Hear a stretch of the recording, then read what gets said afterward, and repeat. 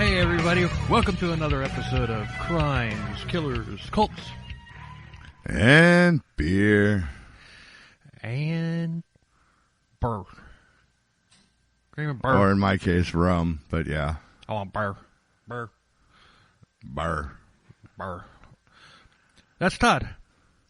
And that's Bill. And I'm drinking Bud Light. And you already heard what I was drinking, so Yeah. Hey, there you go. Well, we're not even a minute into the episode, and we've already got all of that out of the way. Yeah, I know, right? Shit. Well, that's good, because this is going to be a long one. Oh, God. Yeah, all right, here we go. Oh, shit. What? Carry on. Okay. All is well. So today we are covering Charles Whitman, the Texas Tower sniper. Alrighty. Intense, very intense story, which we're going to kind of chit-chat a little bit at the end of the episode. But Okay. Yep, sounds good. yeah, so people are digging our last episode. Yay. That one was fun. Oh, yeah. We had to take a couple, chill-out sessions, like where we just kind of sit there and catch our breath real quick just to kind of wind down a little bit after Well, that depravity. yeah, but, it was still... I mean, dude, it wasn't as fun as, like, Bone Mazel or Pee-wee, but Anyway. it was still fun. Yeah. So hopefully this one will be fun too. So Well, we can only hope. let's just dive right into it because, like I said, this is going to be a long one. Hell yeah, let's let her rip, Tater Chip. So, Charles Whitman Jr. He lived what seemed to be the perfect life on the outside to anybody looking in. He lived in a suburban neighborhood in Lake Worth, Florida. His father, he made sure that the family wanted for absolutely nothing because he was a self-made contractor, and he was very wealthy. But they wanted for nothing. But Charles Sr., he demanded perfection in return, and if something wasn't to his liking, there would be violent consequences. Oh boy. Yeah. So, living under the brutal rule of his father's expectations, Charles began to crumble. And he had problems with thoughts of violence, and he had a hair-trigger temper.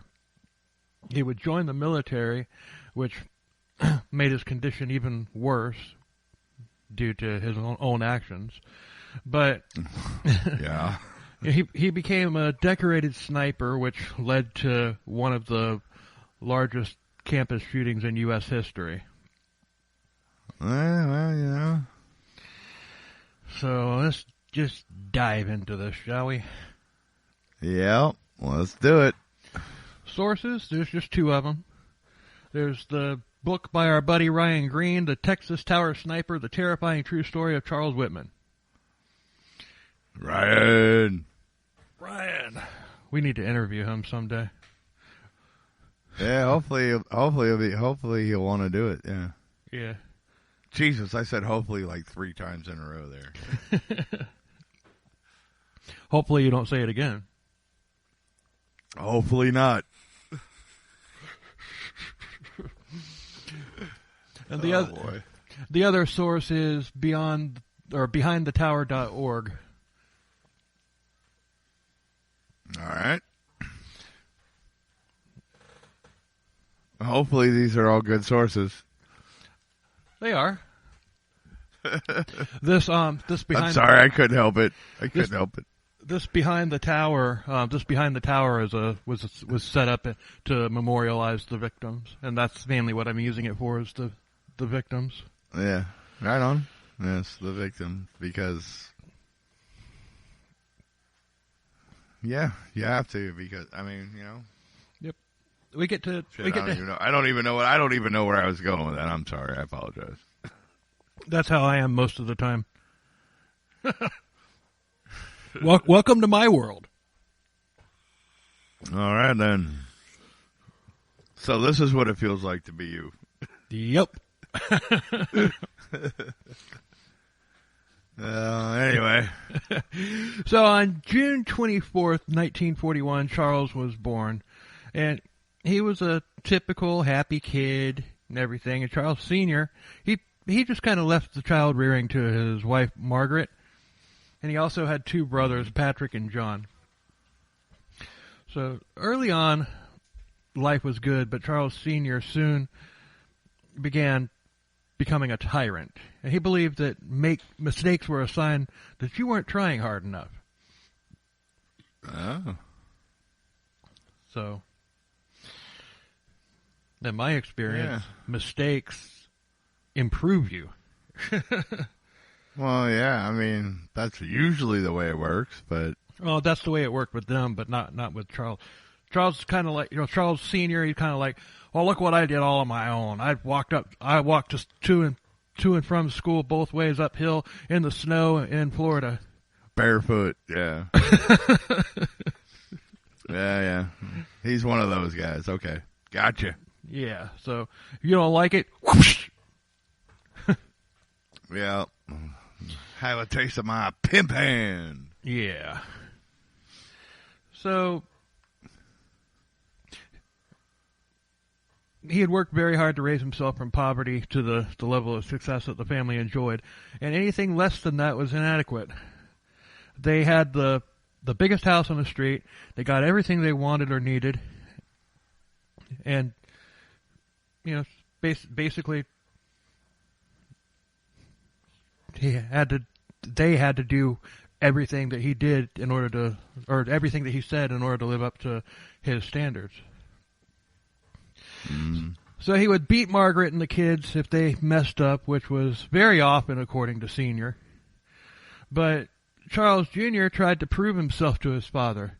He actually admired him as a kid, and his father showed him how to shoot. You take him out in the woods and shooting targets. And very early on, like at 5 years old, Charles was a natural. He was a crack shot even then. At 5 years old, he could hit things that grown men who had been shooting all their lives couldn't hit. Okay. So shortly thereafter, Senior began teaching Charles Jr. how to hunt. He dropped a beer with one of his first shots, but he really wasn't into killing. But that was a disappointment to Senior. Okay, yeah, I guess I can see that.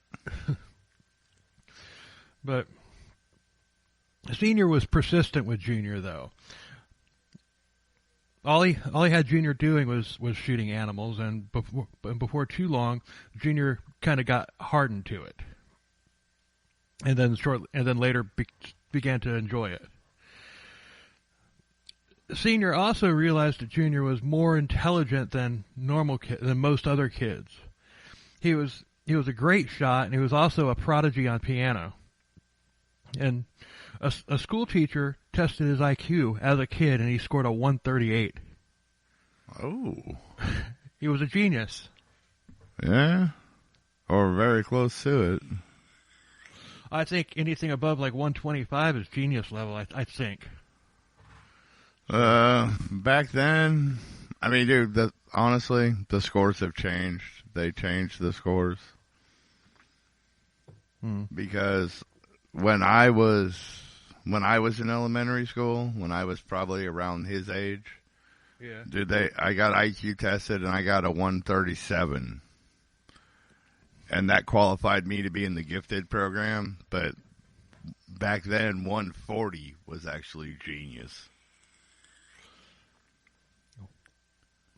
But, dude, I went and took an IQ test again, and because the scores have changed, I got 125. But I'm in the top 14% of everybody, so it's like, dude, okay, it's the same number, it's just a different number. I mean, it's the same level. Yeah. Just they changed the numbers to make everybody else feel better. I don't know. I've never. They do that. So you could be in Mensa. No, I do not think I qualify for Mensa. I think for Mensa you have to be 150 or higher. Oh, wow. And it might even be higher than that, dude. Like, because you have to be, like, really fucking smart to be in Mensa. I don't think I qualify for any of that. I dated a girl one time who told everybody that she was in Mensa. That made me think that she wasn't. Yeah, dude, if you're telling everybody you are, you're probably not. Yeah, because that's... Mensa's kind of like... That sounds like she was trying to, like, validate herself. Right. Mensa's kind of like Fight Club. No, not really. I mean, dude, if you qualify for Mensa, I mean, dude, if I actually qualified for Mensa, I'd be bragging about it, but I would have the paperwork to back it up. Right, I never saw paperwork. Or at least put it on the resume. I mean, and, you know, and honestly, it's like, I don't know, maybe Mensa is like Fight Club. Maybe it's like, hey, don't tell anybody you're in this club, dude, because you just make everybody else feel like idiots. I don't know. Could be. Well... One thing I do have I mean, I've never taken an IQ test, but one thing I do have going for me is I was Time Magazine's 2006 Person of the Year. Oh, were you? I was.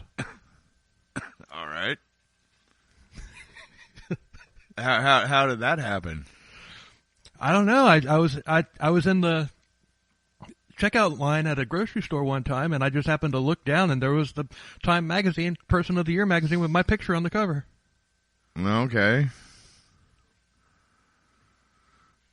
And I'm calling bullshit on that.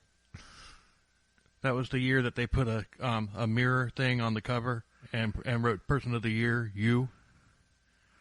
Oh, really? See, I don't know, dude. I don't care about shit like that. Shit like that doesn't interest me. But all right, if that's what it was, all right, fine. Then you were Person of the Year. Good for you, brother. But you know, so was everybody else that looked at that magazine. So I mean. I even put that on my resume. Where does that really put you in the grand scheme of things? I even put Just that on. saying. I even put that on a resume. Time Magazine's 2006 Person of the Year. Yeah, and you know what? I bet everybody that read that was just like, I don't even know what that means. Probably. I mean, I wouldn't. No, dude. Okay, that's cool. See, I didn't know that because I don't pay attention to shit like that. Well, the only reason that I knew it is because I just happened to look there and saw it. Yeah. See, I never saw that, so I had no idea. So, all right, you got me on that one. So, Senior began loading Junior up on lots of tasks and extracurricular activities, and by high school, he was the school's baseball star pitcher. And he was also the manager of the football team, but he didn't want to play football. He just wanted to be the manager. Well, Senior just wanted him to be the manager. So, well, you know, you got to be involved in sports, but you can't get hurt because you're such a good goddamn shot that if you break your arm and can't shoot anymore, we can't have that. Oh, yeah. But you have to be involved in sports somehow so you look cool. True. So, by 12... I've already got this shit figured out. So by 12 years old, he became the youngest Eagle Scout in their history. Oh, God. All right, here we go. 12... Well, no, there's nothing about that. It's just notable because he was the youngest person that was ever in Eagles. No, I understand that, but we also know what goes on with that shit. Anyway, never mind. Moving on. The Junior also got a job as a paper. You know, he got a job with a paper route while in high school, and he would complete his route before going to school and still maintain his grades. And all this was just basically to keep Senior off of his back. And Senior loved it because his all-American son was making him look good. Yeah, right. Because that's all apparently Senior cared about was appearances. Right. But his paper route led to something else. His mother began writing with Charles, and they began to talk. And Margaret would tell him that all of the strict tyranny and violent punishment wasn't normal. So Charles began to realize how much of a monster his father was, and he began to hate him. Uh-oh. He had anger. He had hate, but he didn't use them. But he didn't use them. Up to that point, anyway. So yeah, we got a Star Wars reference. So he doubled down on his marksmanship, and at 16, it was said that he could hit a squirrel square in the eye from 50 yards. Yeah. That's It's pretty damn impressive. That's impressive. That's the word I was groping for there. So he had gone to Cardinal Newman High School in West Palm Beach, and it was a private school. And when he got home, Senior really laid into discipline.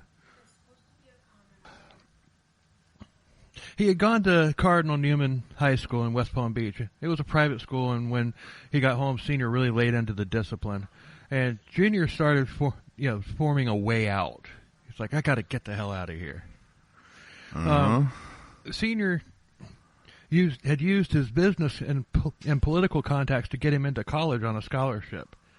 But this favor would come at a cost to Junior, who was required to buckle down and do even more ridiculous work or face the consequences. Like, I got you this scholarship, now you have to do all this for me and everything. I mean, Senior kind of sounds like somebody that we've covered. I was thinking that when I was doing the notes, and I couldn't put my finger on it, and I still can't put my finger on it. He sounds like somebody we've covered before. Yeah. You agree? You feeling that? I am. I can't think of who either right now, but yeah, it feels familiar. It was Deadwood. No. It was Deadwood. Of course it was fucking Deadwood. Are you sure it wasn't Ozark or Yellowstone? Because, Oh, God. So, Junior was 17 years old, and he was being treated like a kid. So, Senior had gotten both of his sons motorbikes, and after a particularly bad admonishment from Senior, Junior went out for a ride, and he considered crashing it and ending it all. Kind of like Jax did in Sons of Anarchy. Yes.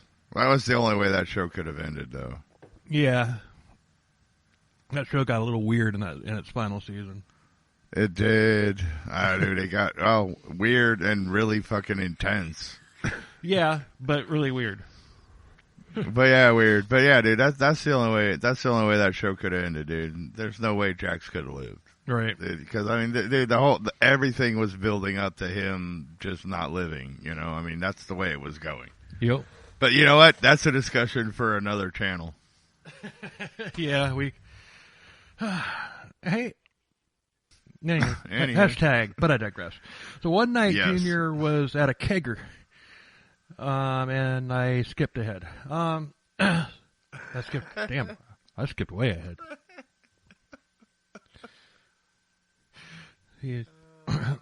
He started going very fast, then lost control and wiped out. The bike was totaled, and Junior was taken to the hospital. He had a head injury. Check. Oh, check, yes. Hopefully, obviously you've listened to the last episode if you're listening to this one, so you got that. But, oh boy. He had temporary amnesia. He didn't remember the crash.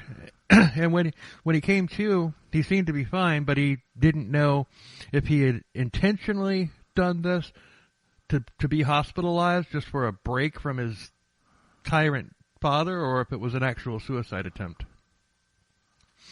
So, just a straight up accident. Right. Junior went back to his normal routine, keeping up appearances and being run to death by Senior. And one night at a neighborhood barbecue, somebody handed him a beer, and he drank it. And he realized that he was a lot more calm, and he was able to talk to girls, for the first time, and he was successful with them, and he was actually having fun with, when he's got a good little buzz going. And you gotta love alcohol. So, one night at a kegger, he got like obliterated drunk, and he stumbled in after curfew, and Senior was waiting, and Senior beat the crap out of him, and he hit the ground, and Senior started kicking him in the head and in the ribs, and he even like pushed him in the pool and tried to drown him. And, oh well, see, Father of the Year right there. Yeah, he blacked out, and Senior left him on the lawn all night long. So he decided that the next morning it was time for him to go, because at this point he was 18. Oh, yeah. So he was convinced that Senior would eventually kill him, like for real, kill him. Mm-hmm. Even though Senior had gotten Junior into college, Junior did something unexpected. Uh-oh. Take a guess. I have no idea. You said it was unexpected, so how am I supposed to know? You could take a guess.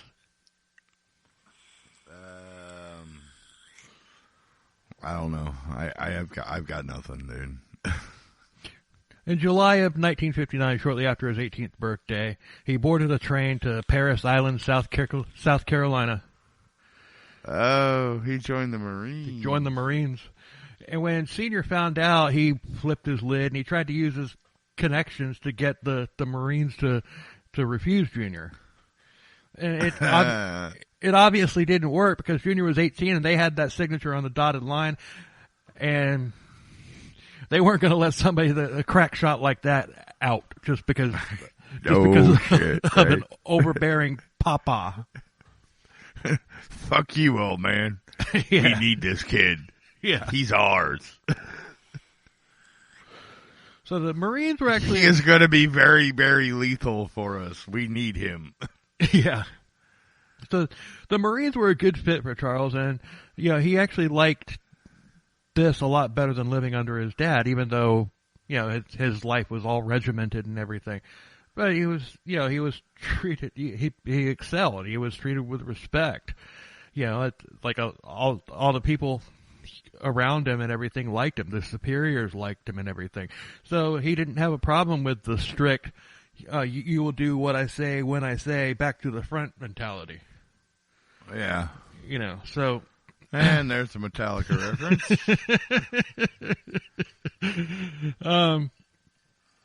So, he didn't have a problem with it. And he was in the top percentile on every test that he was given. And of course he became a marksman, and he received, training. And for that, for that and a lot more, he was sent down to Club Gitmo, Guantanamo Bay. Now, he didn't receive the rank of expert, but he did achieve sharpshooter, which is still pretty prestigious. Oh, yeah. But because he didn't have a college degree, he couldn't become an officer. So, which ultimately, after being in there for a short time, he decided, it's like, hey, I want to become an officer. So he actually got a scholarship.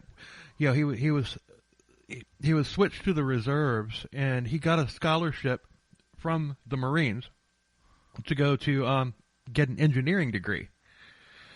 And then that way he could return and become an officer. But, like I said, he was still in the reserves. Yeah. But hey, whatever. But that's how much of a hard-on the Marines had for him.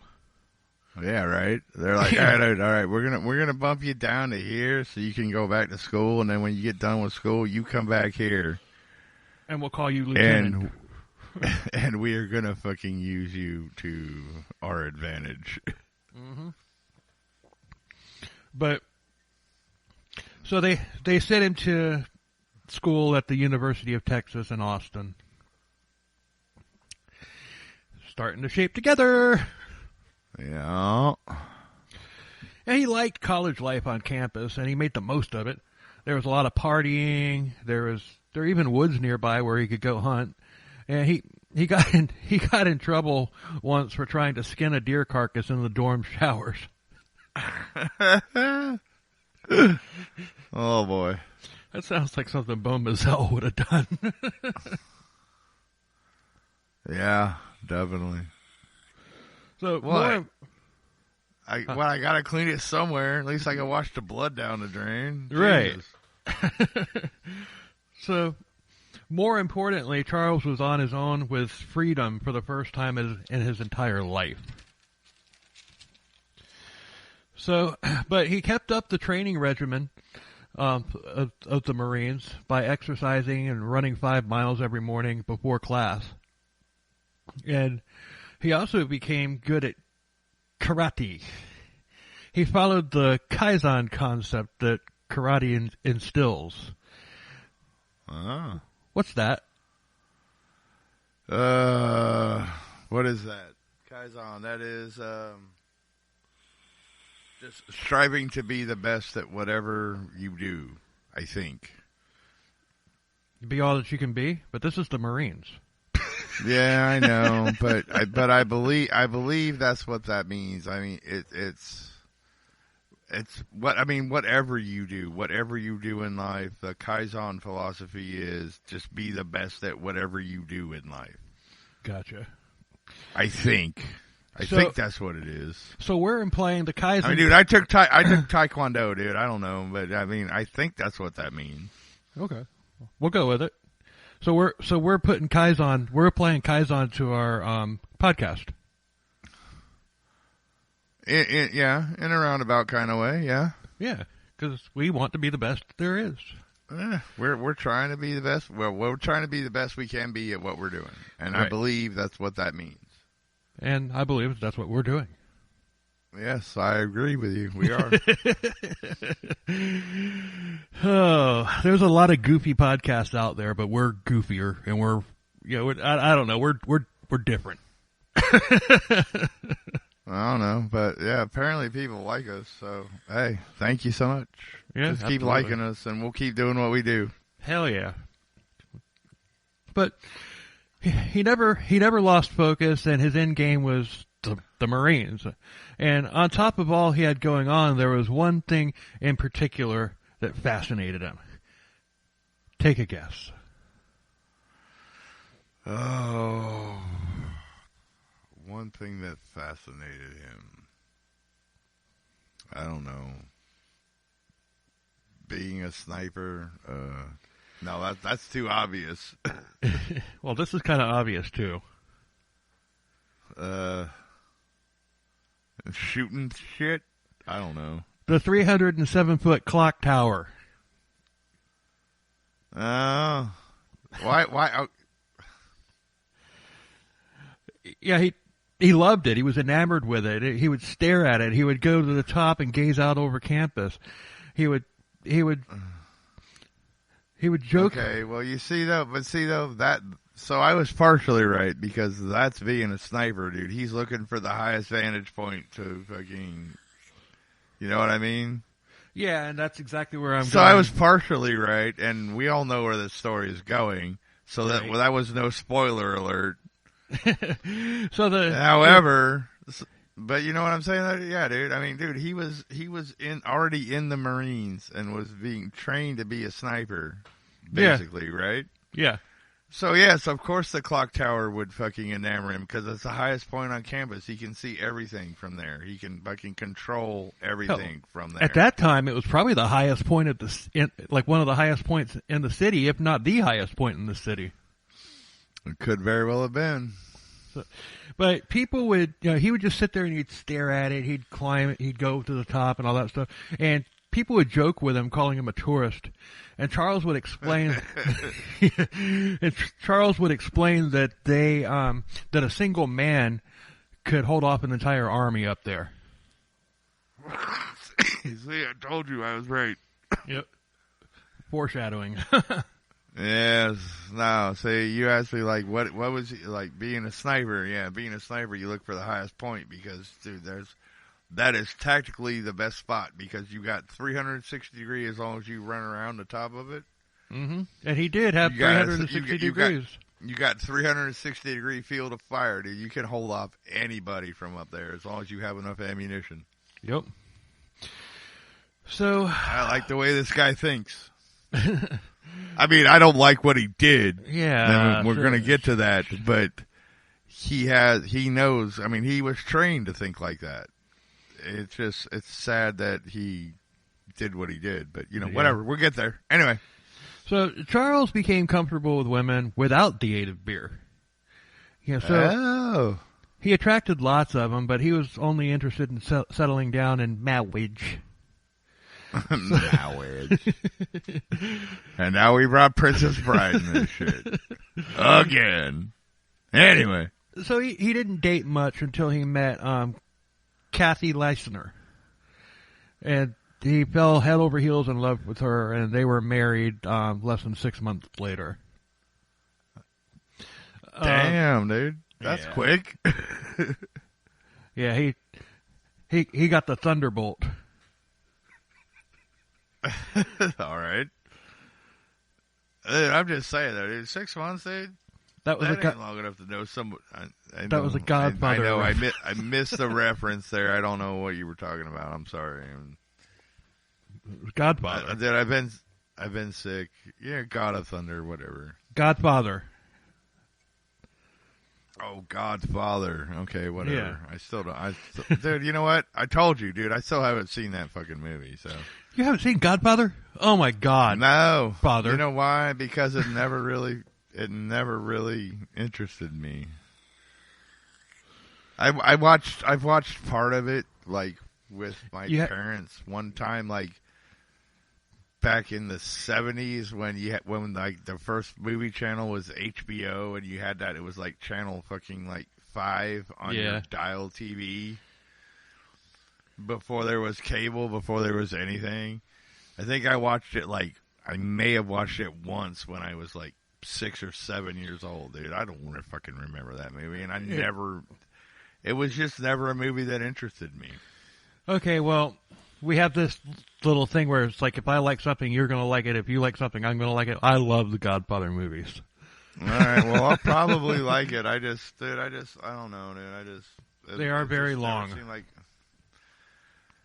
Dude, and it's Martin Scorsese, dude, and he makes fucking like really boring fucking movies, dude. Yeah. But I mean, dude, who made Scarface? Did Scorsese make Scarface with Al Pacino? Francis Ford Coppola. Scarface? Francis Ford Coppola did the Godfather. Oh, yeah, that's right. Francis Ford Coppola makes even worse movies than fucking God. You got to give it a chance as an adult. Oh, all right. If you insist, I will give it a chance. You don't have to watch Godfather 3, but you do have to watch Godfather 2, or Godfather 1 and Godfather 2. I'll just watch the first one, dude, because sequels always suck. The sequel's better than the first one. It's like Empire Strikes Back. See, now you had to go make another Star Wars reference to make me go, God, really? It was really that good? Because yes. I doubt it was really that good. Yes. Robert De Niro's in it. He plays a young Vito Corleone. I mean, it's So it's a prequel and not a sequel? It's a sequel and a prequel. There's flashbacks. And see, dude, I don't know if I keep track of that, dude. I don't know. It's easy. If I'm in I don't know if I'm in the mental state to keep track of shit like that. All right, hit us up on Twitter, CKC_beer. Should Todd watch The Godfather? I'm gonna put a poll up when we're done recording this. All right, put a poll up. If everybody says I should watch it, then I'll watch them. I'll watch all 3 of them. If that's how the poll goes, I'll do it. And then there's that TV series that came out on Paramount Plus called The Offer, which was like how the first movie was made. Great. I love that series as much as I love the movie. You're getting way ahead of yourself, bro. Or I'm just talking about watching the movies right now. I'm not talking about watching that series about how the fucking movies were made. That's great. Anyway. I'm sure it's great. You know what, dude? And if the poll says that I have to watch the movies, I'll watch the movies, dude. And I'll fucking set up a video, dude. And I'll video myself watching the movies going, oh, yawn. This is all right. boring. Y'all heard it. Let's make it happen, people. Come on. All right. So anyway, Trust me, that movie is fire.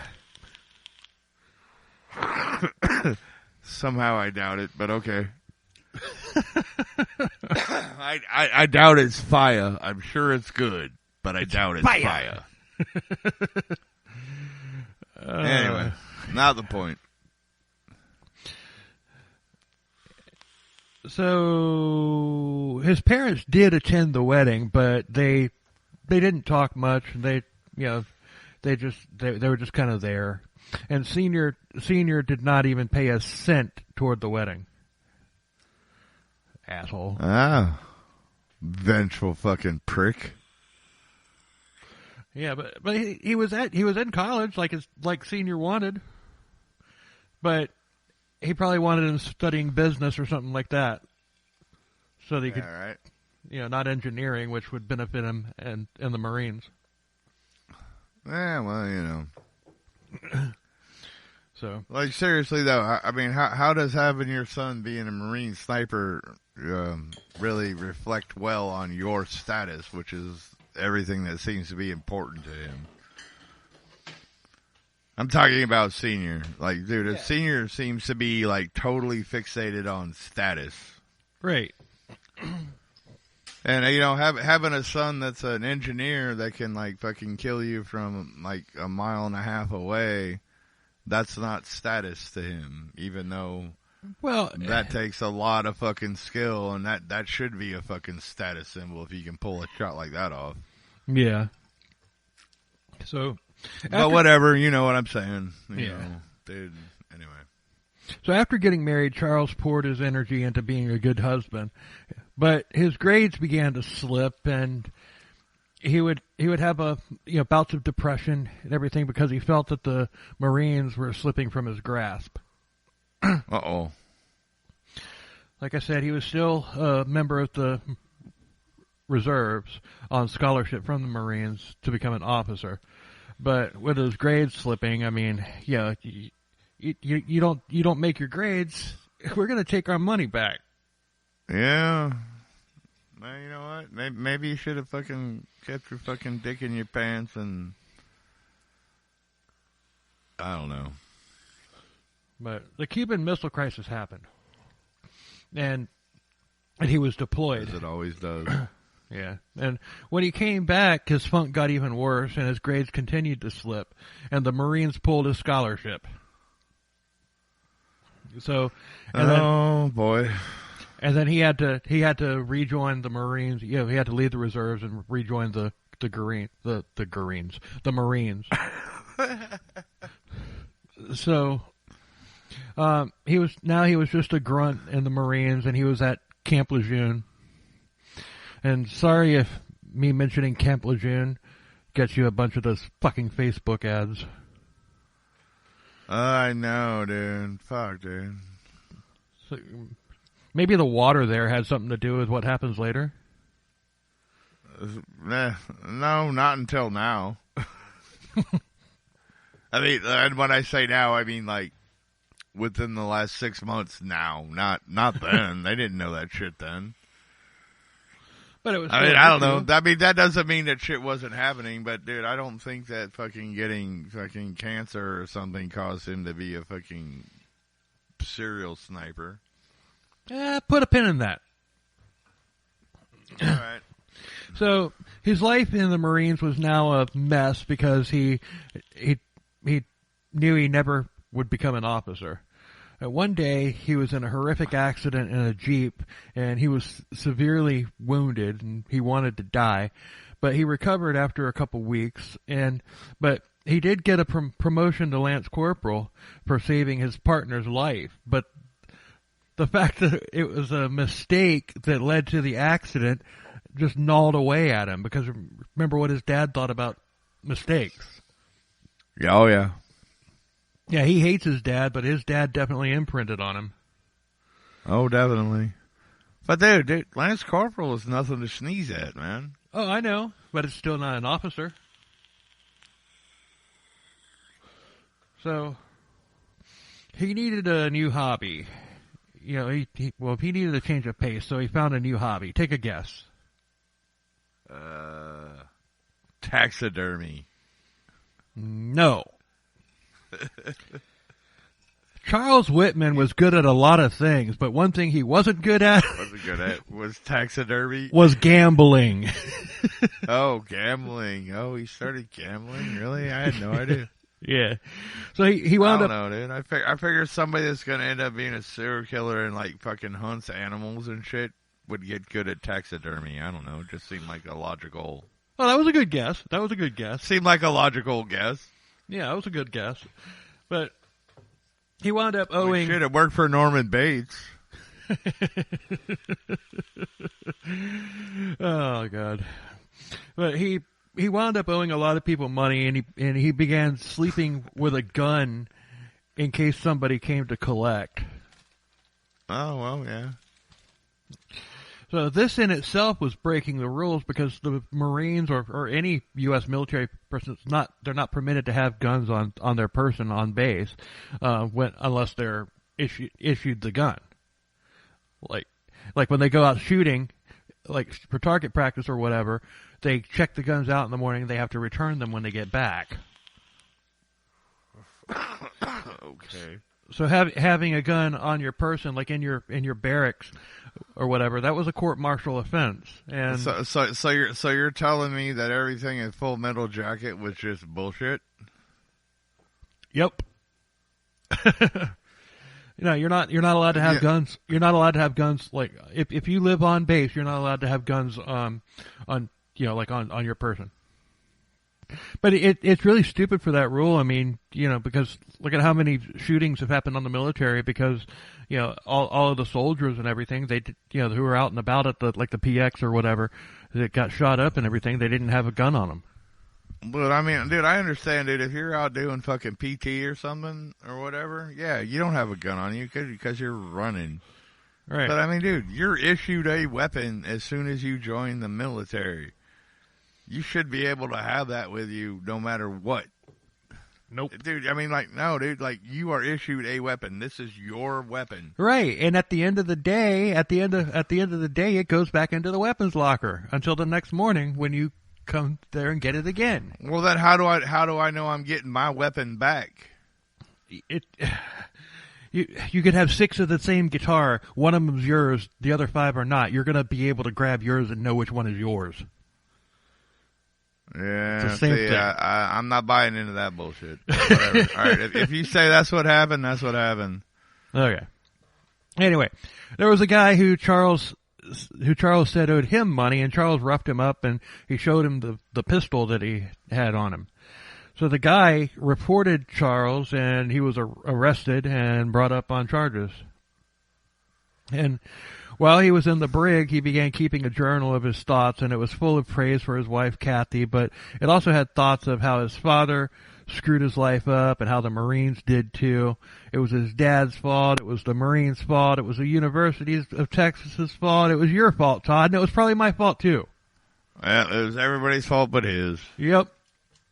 Well, it was obviously the Marines' fault for not letting him keep his fucking gun on him at all times. Whatever. Sorry, dude. I'm going to die on that hill, dude. But at the court-martial, he was demoted back to private, and he was sentenced to 30 days in prison and 90 days hard labor. Well, shit, worse things could have happened. He could have been fucking hung. True. So after the sentence was served, he was done with the Marines, and he was later dishonorably discharged in 1964. And at this point, we're 2 years out from his spree. He went back to Texas to restart his life with Kathy as a civilian, and Kathy had gotten a job as a biology teacher, and they rented a house together. And on the surface... And by biology teacher, you mean prostitute, right? No, I mean a biology teacher. Sorry, I couldn't help it. I had to go there. Because I'm that kind of fucking asshole, I had to go there. But whatever. An asshole is that big festering sore underneath your nose.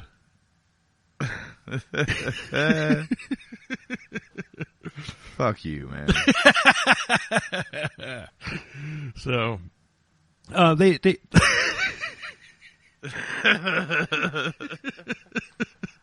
Oh, God, we're fucking idiots. Holy shit. Well, actually, you're not. I am. I'm a fucking idiot. But yeah, whatever. It is what it is. So they rented a house together, and on the surface it seemed like Charles was trying to be normal, but the things that were going on in his head were anything but. You know, he was stifling his rage, pushing it down, and that never ends well. No, it never does. But he was a good neighbor, and he was active in the neighborhood to the point to where he was asked to become a scoutmaster for the Boy Scouts. Oh, God, this can't end well. He did, and he enjoyed it, but he also went back to college, though, although he had to pay for it or get grants or whatever. Well, you know what? Good for him. All right. He's trying. It's like it's like a literal case of he's got an angel on one shoulder and the devil on the other. Yeah. And they're both talking to him. I mean, that's what I was thinking when I was writing these notes out. It's just like, this literally is what happened with him. Because he's trying to move forward. He's not like, not yet anyway. He's not like just being consumed by all of his demons. Yeah, although, but they're there. They're building. They're there. Yeah, they're there. They're forming a posse. Yeah. So around that time, he got back in touch with his mother, Margaret, and Charles Sr. had always been abusive toward her. And when Charles asked to talk to him, she was hesitant, but Charles assured her that he wouldn't do anything to put her into danger.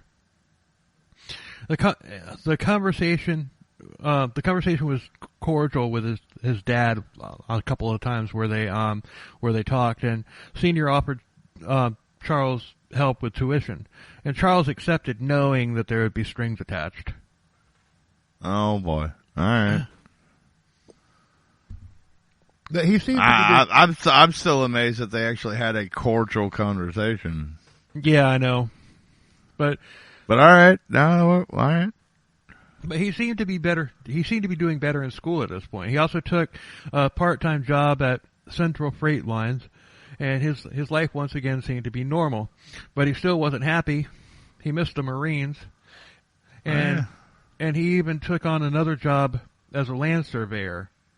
So he's got two jobs, and he's a student. So he's burning the candle on all three ends right now.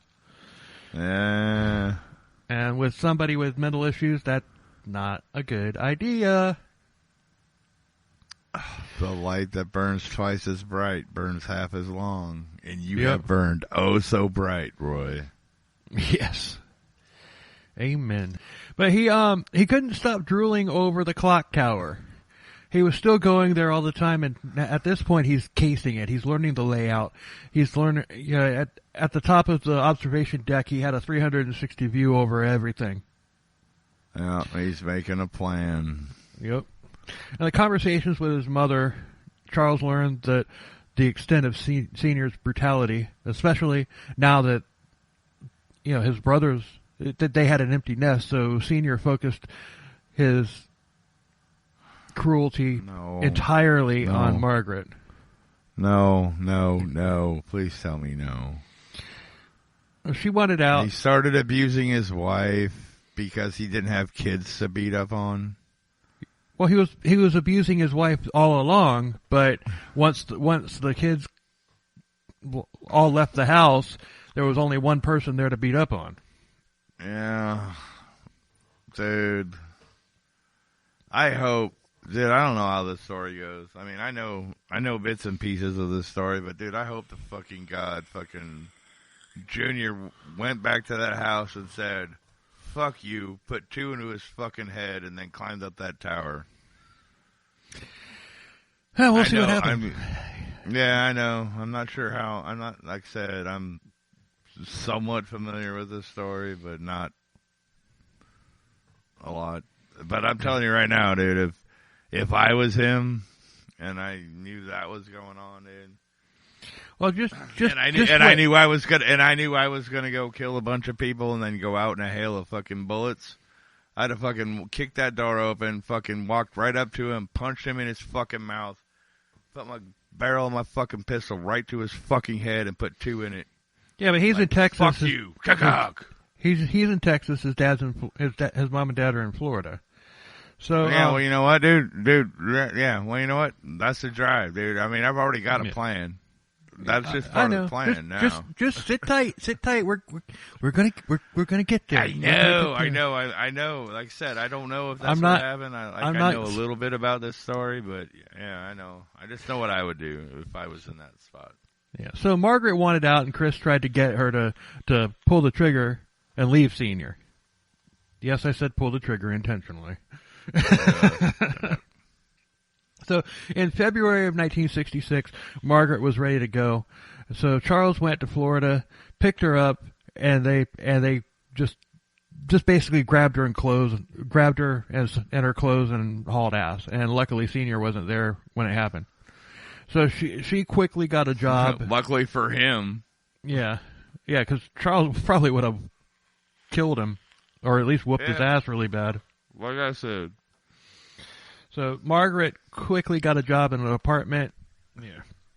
So things were fine for a bit, but Senior finally got a hold of Charles's number and was just peppering him with phone calls like constantly and everything. And the pressure was getting to him, and at this point he was going to attempt suicide.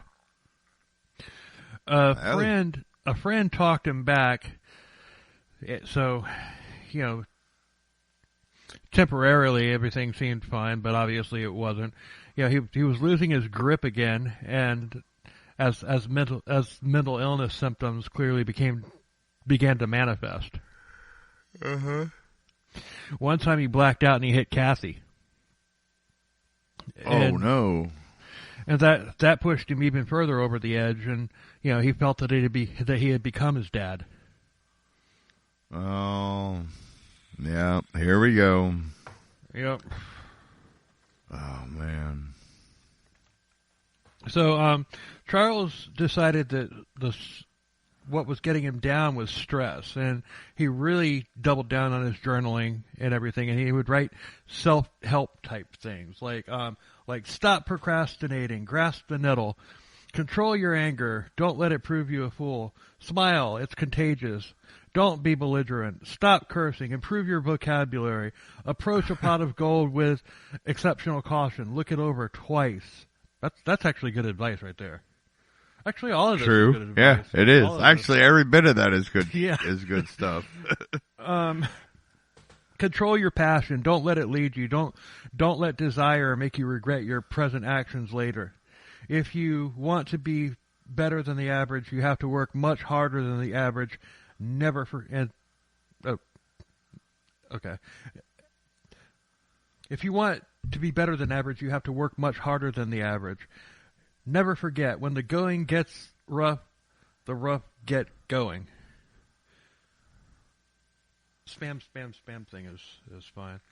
And he would document any bad things that happened to him and try to explain it. He even typed out a list of things to do to make sure that he was a good husband. For example, don't nag, don't try to take your partner over, don't criticize, give honest appreciation, pay little attentions, be courteous, and be gentle. Yeah, be gentle. That was a big one. But all right. Yeah, once again, this is all good stuff. I mean, if he had just listened to it and everything, but yeah, right. Yeah, write it down is one thing. Actually following through with it is another. Right. So he had to remind himself that he was, to be a good man, although Kathy was still the recipient of his verbal abuse and an occasional physical one. But the abuse wasn't very often. I mean, once is too many times, but it wasn't like constant like what his dad did. Right. He did seek help from a psychiatrist, but shortly after starting the therapy, he'd blow off the appointments to go case the clock tower some more. That was his therapy. Right? That was probably his safe spot. That was probably like literally the only place that he felt normal. Where, yeah, it's probably the only place he felt in control. Yeah. Because he was. You know, I mean, because up there he felt like he could control the entire situation.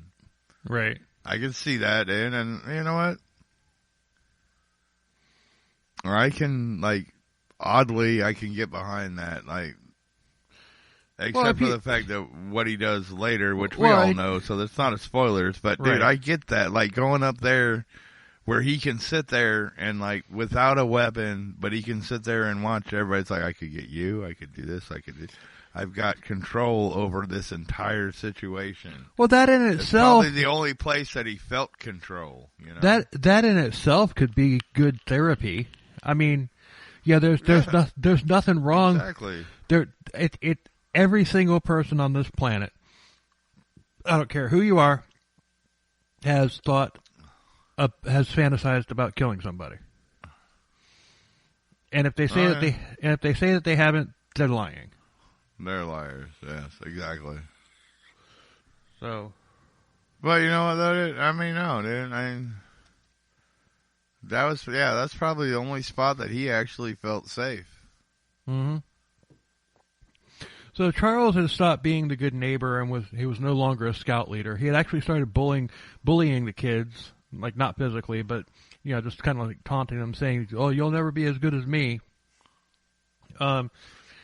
He would also keep telling anybody who would listen about the clock tower and how it was such a perfect spot for a massacre. Oh, so he was telling everybody what... Yeah. He was foreshadowing.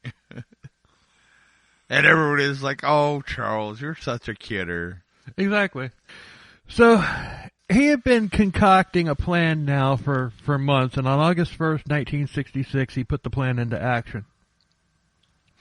See, dude, you know what, dude? If he had just waited, like, 2, maybe 3 more years, he could have gone to Vietnam and just been a fucking complete badass.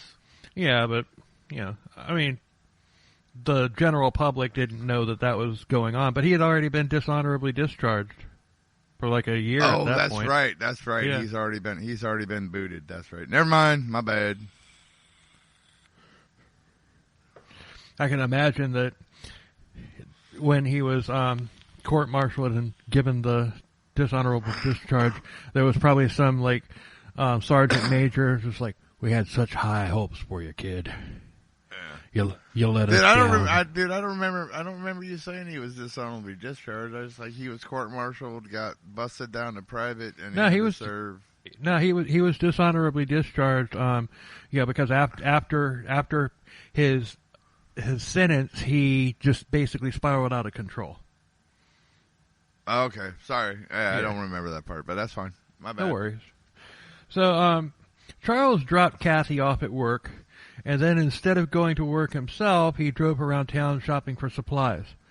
He went to a sporting goods store and he bought a new hunting knife and a bunch of tins of Spam. I don't want any Spam. I don't like Spam.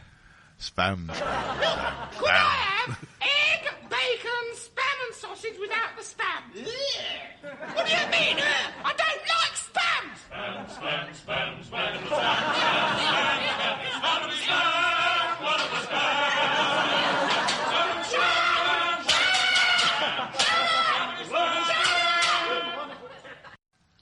So then he stopped by Margaret's job after she got off work, and he took her to a movie. Then he dropped her off at home, and then he went home and he broke out his typewriter, another journal entry, but this one is accepted as a suicide note. Oh boy, yeah. And it's kind of lengthy, so. I'm going to read the whole thing. It says, "I don't quite understand what compels me to type this letter. Perhaps it is to leave some vague reasons some vague reason for the actions I have recently performed. I don't really understand myself these days. I am supposed to be an average, responsible, intelligent young man. However, lately, I can't recall when it started. I've been the victim of many unusual and irrational thoughts. These thoughts constantly recur, and it takes a tremendous mental effort to concentrate on useful or progressive tasks. In March, when my parents made a physical break, I noticed a great deal of stress. I consulted a Dr. Cochran at the University Health Center, and I asked him to recommend somebody that I could consult about some psychiatric disorders I felt I had. I talked to a doctor once for about 2 hours and tried to convey to him my fears that I felt come overwhelming violent impulses.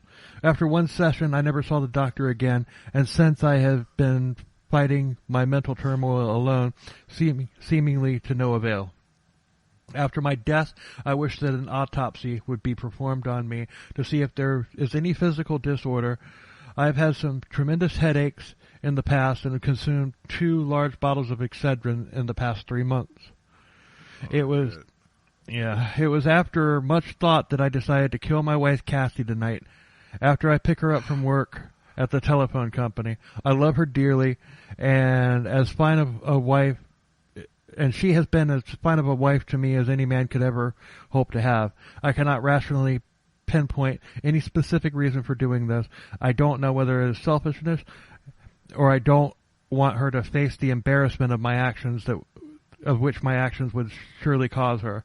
At this time, though the prominent reason in my mind is that I am prepared to die, or is that I truly do not consider this world worth living in and am prepared to die, I do not want her to suffer alone in it. I intend to kill her as painlessly as possible.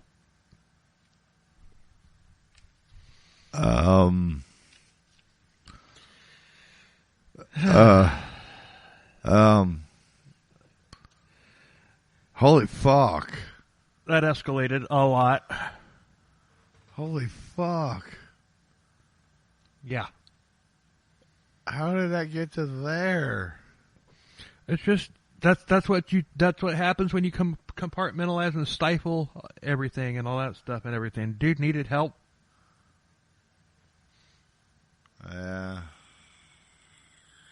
Dude, I thought he loved this old lady, man. Oh, he did, but he was rationalizing it, in his own way. He rationalized it like, I'm going to spare you from the shame of what I'm about to do.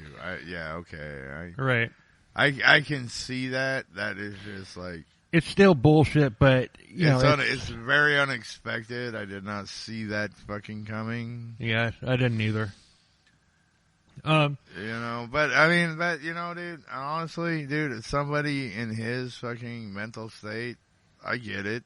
I can. I did. I totally get it. Like, hey, I'm about to do some fucked up shit, and I don't want you to go through, like, what happened? What was wrong with him? Why did he do that? What happened? Blah, blah, blah, blah, blah, blah.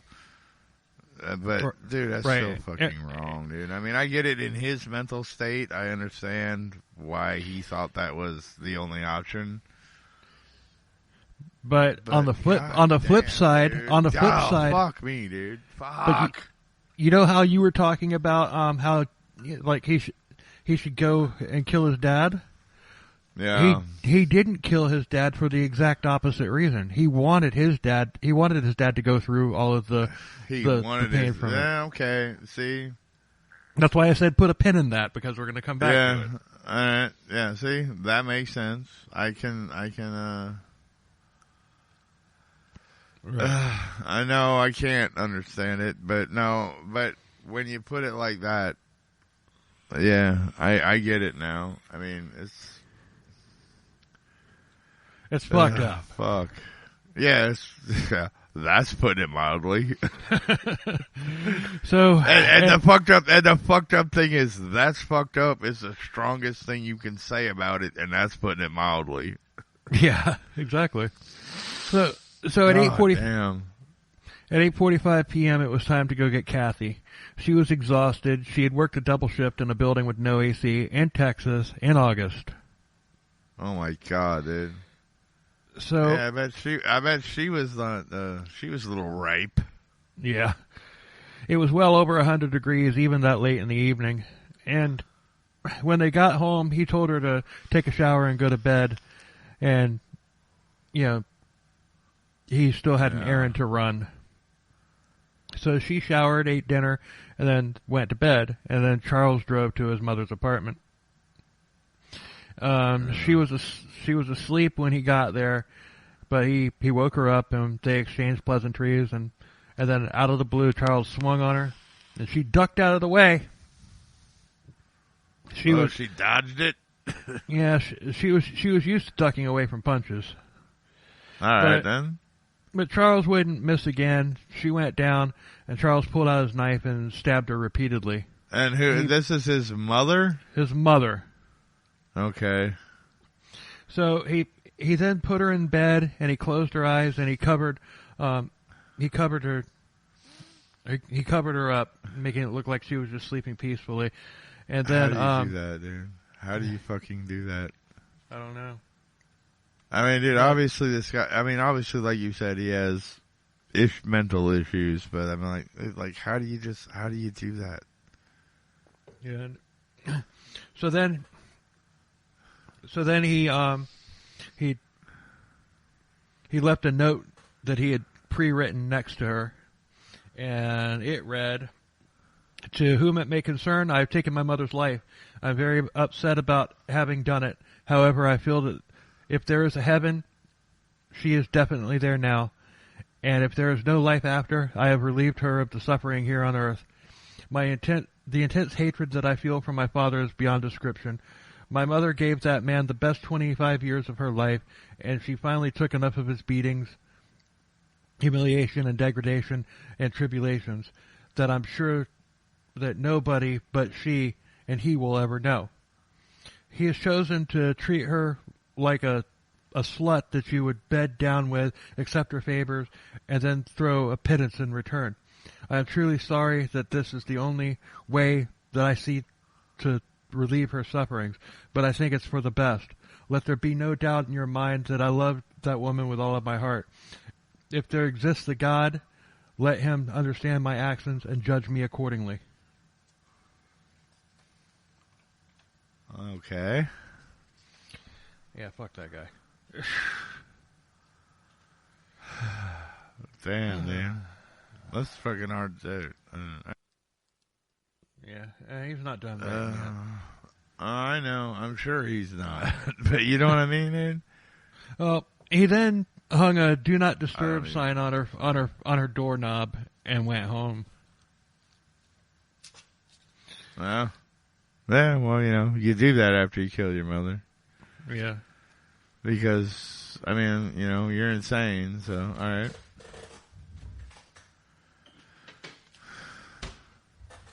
So by the time he got back, Kathy was asleep. He simply walked in there and just bam, stabbed her repeatedly in her sleep. And she likely didn't even know what happened because one of the stab wounds was precisely in the middle of her heart. And hopefully that was the first one. Yeah, that's how I want to go, dude. When I die, dude, I want to die in my sleep. I don't want to know that I'm dying. I just want to go. I think that's how we all want to go. So please, please just let me go in my sleep. That's all I ask, dude. Whatever. Dude, if I get murdered or if I just have a heart attack or whatever, just let me die in my fucking sleep so I don't know what happened. Yep. Because, dude, you know what? If some motherfucker breaks into my house and tries to kill me, dude, then I'm going to have to get into a gunfight. And that means I'm going to take bullets, and he's going to take bullets, and then, I don't know, dude, one of us is bleeding out. I don't know. Well, I just don't want to be one of those people who dies and then walking around in the afterlife.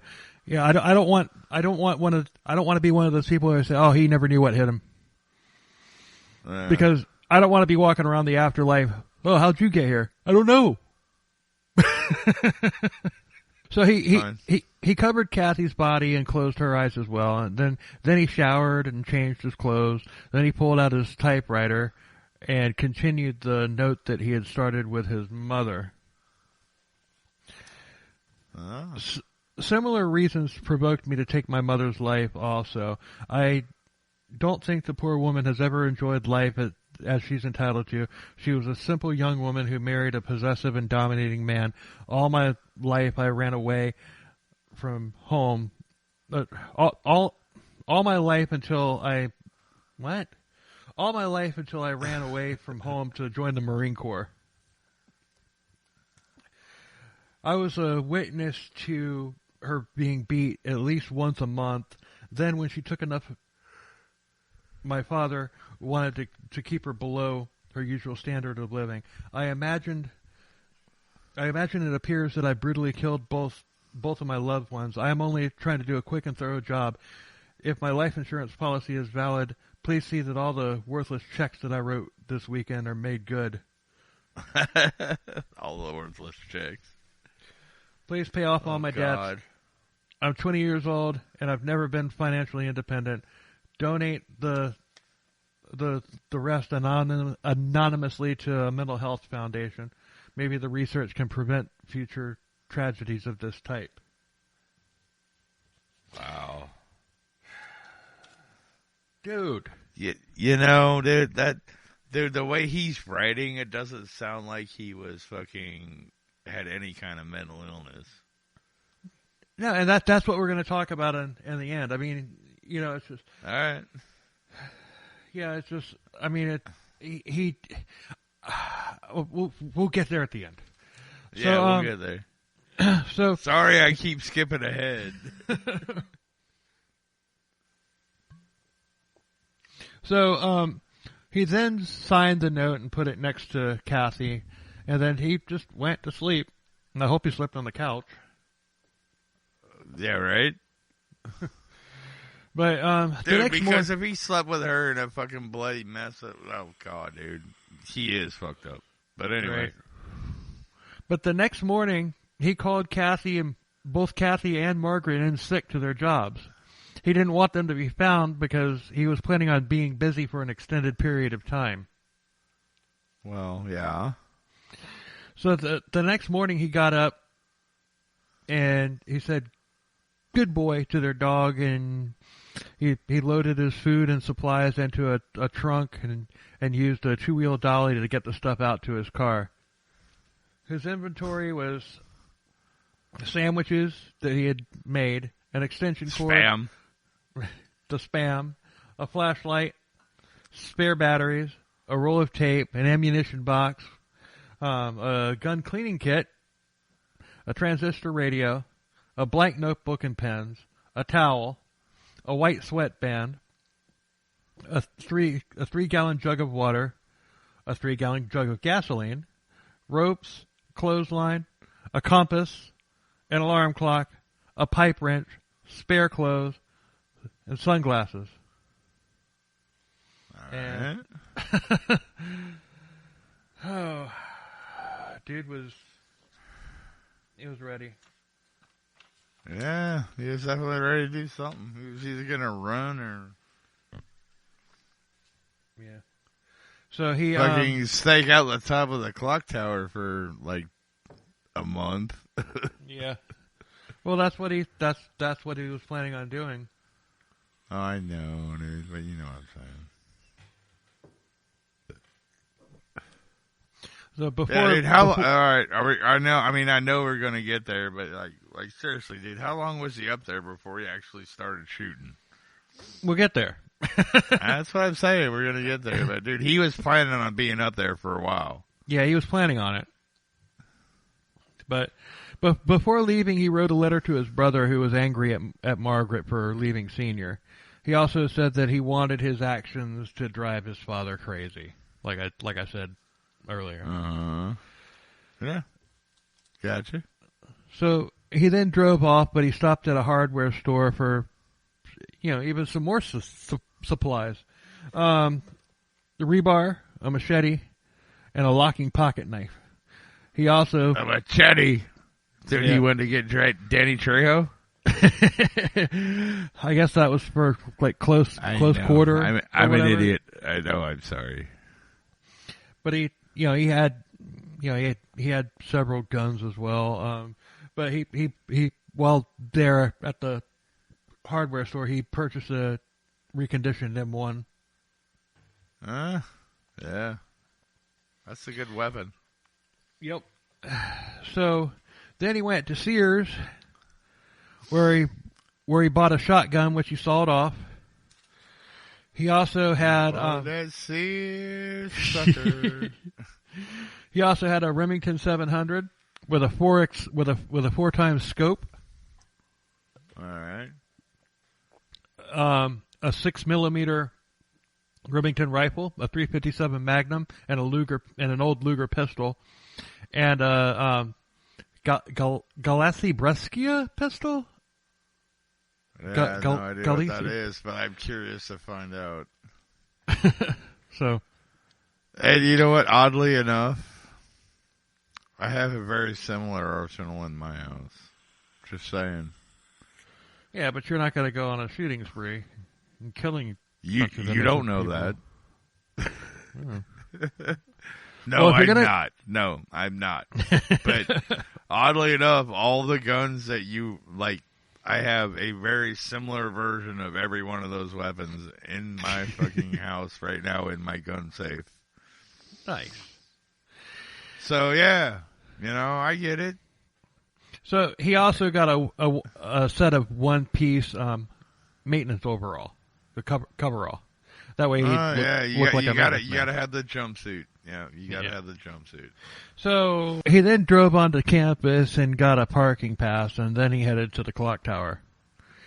At 11:30 a.m., he rolled his things onto the dolly. He rolled his things on the dolly into the building, and he got to the elevator. And at first, the elevator wasn't working, and he actually considering aborting the mission. Oh boy! Oh, see, if only. But there was a receptionist there, a lady named Vera Palmer. She was on duty, and she smiled, and she threw a switch that activated the elevator. He said, "Thank you. You don't know how happy this makes me." Oh God. So no. Okay. Oh fuck me, dude. Oh God damn it, dude. Really? Are you that guy who watches like horror movies? Don't go in there. Don't go pretty in. Much. Yeah, I'm the guy that yells at the screen. Don't go there. You know what's gonna happen if you fucking go there. Don't go there. Let's just hide behind the chainsaws. Yeah. Why don't we go into that perfectly good running car? No, we can't go there. Let's go hide behind the chainsaws. Because, that's a horror movie mentality. Yeah, I know. Yep. Yes, I am that guy. So, because I've seen so many bad horror movies that I just have to do it. Because it makes watching these bad horror movies so much more fun. For me, anyway. So he boarded the elevator and he went to the 27th floor, and there were 3 flights of stairs to the observation deck that he had to pull his things up on. And it was a lot of work for someone, even someone of his physical stature. I mean, carrying all that shit up 3 flights of stairs and a winding staircase at that. Yeah. Dude, I bet that didn't bother him one fucking bit, dude. No, but I would. You know why? You know why, dude? He was on a mission, dude. He was fucking dedicated. He's like, dude, whatever. If I have to stop halfway up, I'll stop. I'll take a breather, and I'll get there, dude. Because you know what? Yeah. Once I get there, I'm gonna wait. When he got to the observation deck, there was a receptionist, Edna Townsley, 51 years old, there, and she actually believed that Charles was a maintenance man, but Charles pulled a rifle out of his case and he hit her with the butt of it. It broke her eye socket, and she fell. And Charles beat her with the rifle. Charles beat her with the rifle, and she wasn't dead, but he just left her there. Can't have any witnesses. But the elevator was still on, and a family got off and came up the stairs. A couple. Cheryl Botts and Don God, now I'm getting tongue-tied. Cheryl Walden, and they didn't even notice Charles. They they just asked him, like, how you doing? They're completely oblivious to the fact that he was holding a rifle.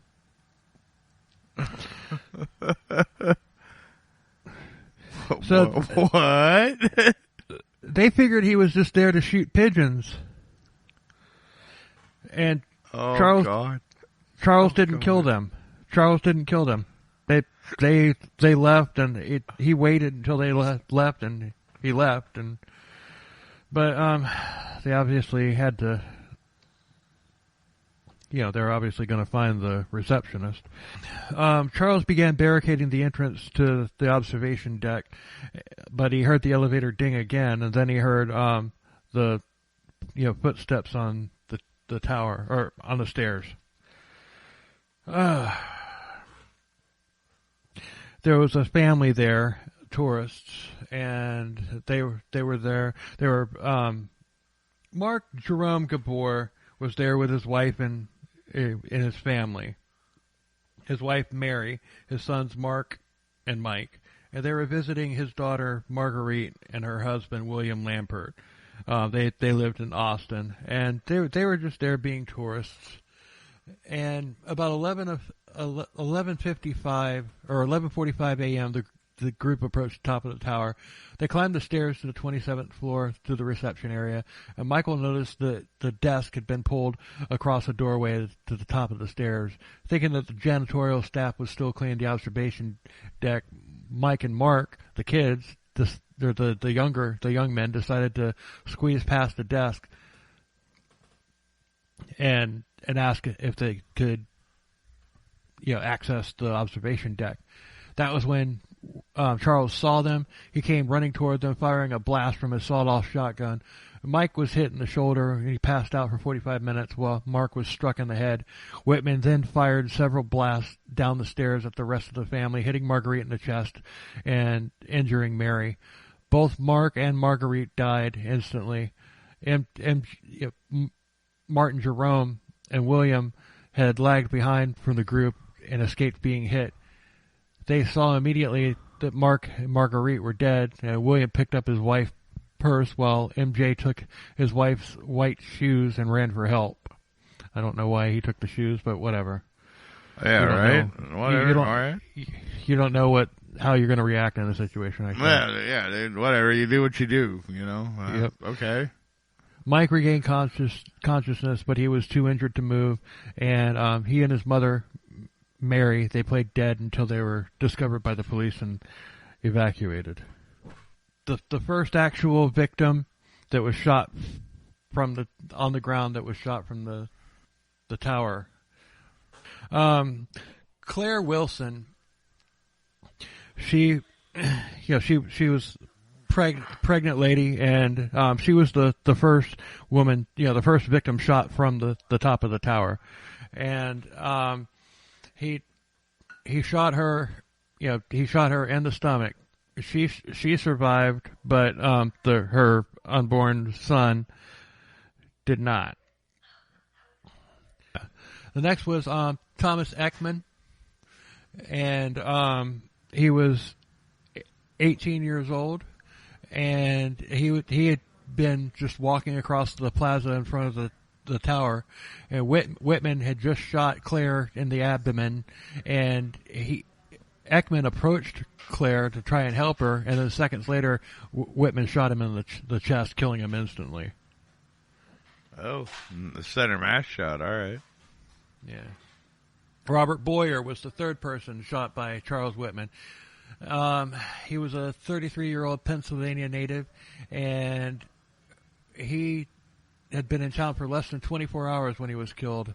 He was making his way back to England, where he had been hired for a job to teach applied mathematics at the University of Liverpool. He was heading to the main building under the tower that morning, and a little after 11:30, Whitman's single shot struck him in the lower side of the back, hitting his kidney area. The next victim was Karen Griffiths. She was 17 years old. Whitman had wounded her in the shoulder and chest. The bullet pierced her right lung, which led to her death 7 days later. At this point, at this point, police were on the scene, and at that point, they thought it was multiple shooters because Charles had guns at every angle. Oh yeah. The next victim was Thomas Ray Carr. He was 24 years old, and he was walking along the sidewalk in front of a dress shop, and he was heading towards Bat Hall, where he was living at the time. And he was just a few feet north of where Karen Griffin was shot, and it happened right in front of his eyes. And like a split second later, Whitman shot Carr.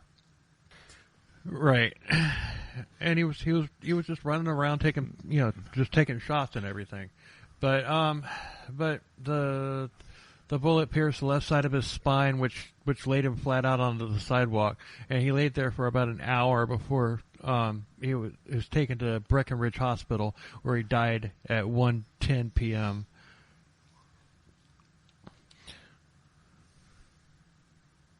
All right, I gotta find the next one. Okay. David Gumby. He survived the mass shooting, but his death from kidney disease in 2001 was ruled as a homicide. But Gumby had spent most of the morning at the library. He had left the library a little before 11:50, but turned back because he had forgotten to pick up a book. At 11:55, he was walking beneath the tower back to the library, where, Whitman got him. The bullet shot through Gumby's upper left arm, entered his abdominal cavity, badly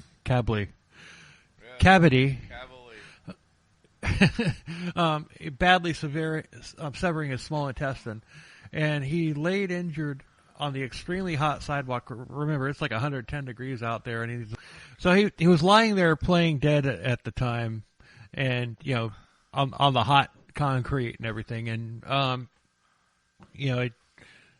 during surgery to reconnect his small intestine, doctors realized that he only had one functioning kidney, and now that sole kidney had been damaged, and the doctors saved his life, but he had kidney disease and significant pain after that for the rest of his life, until he died from kidney failure.